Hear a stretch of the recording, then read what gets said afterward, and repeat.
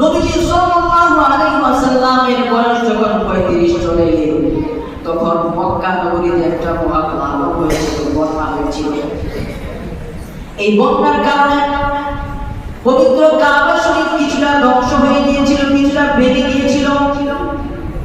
ভেঙে যাওয়ার পর মক্কার যত কুরাইশ আছে, মক্কার যত লিডার আছে, তারা সকলে পরামর্শ করলো, আল্লাহ তাআলার এই কাবা আবার পুনর্নির্মাণ করা দরকার, আবার সংস্কার করা দরকার। বন্যা আসার কারণে কাবা শরীফের কিছু অংশ খসে পড়েছিল।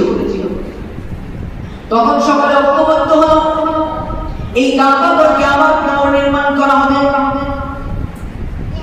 উমাইয়া ইবনে মুগীরা মাখজুমী উনি পরামর্শ করলেন, ঠিক আছে, তাহলে আমরা আবার কাবা ঘরকে পুনর্নির্মাণ করব, কিন্তু শর্ত আছে।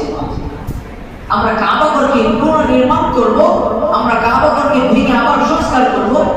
আমাদের এই মসজিদকে সংস্কার করা হয়েছে না, বাইরে আবার নতুন করে করা হয়েছে না? তো এই কাবা ঘরের কিছুটা অংশ তখন এই বন্যার কারণে অনেকে দেখবেন বাড়িঘর বন্যায় ভেসে চলে যায়। তখন অনেক বেশি বন্যা হয়েছিল, হওয়ার কারণে কাবা ঘরের ভিতরে পানি ঢুকেছে, যার কারণে কাবা ঘরের দেয়াল কিছুটা ভেঙে গেছে, ছাদ কিছুটা ভেঙে গেছে।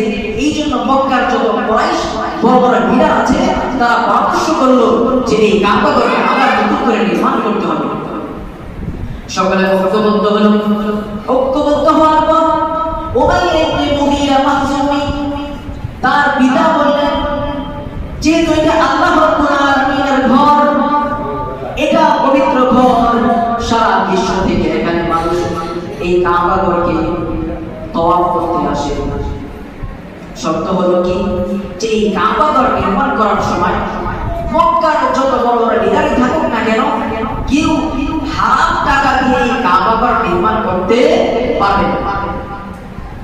এই কাবা ঘরকে নির্মাণ করার জন্য কেউ হারাম টাকা ব্যবহার করতে পারবে না। হালাল উপার্জন দিয়ে যতটুকু সম্ভব ততটুকু এই কাবা ঘরকে নির্মাণ করতে হবে।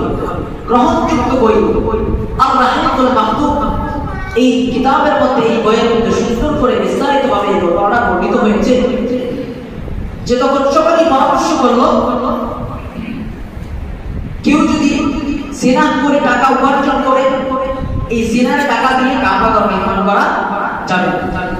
কেউ যদি অন্যায়ভাবে জুলুম অত্যাচার করে মানুষের সম্পদ লুণ্ঠন করে, মানুষের উপর জুলুম করে সম্পদ ভক্ষণ করে, সেই সম্পদের টাকা দিয়ে এই কাবা ঘর নির্মাণ করা যাবে।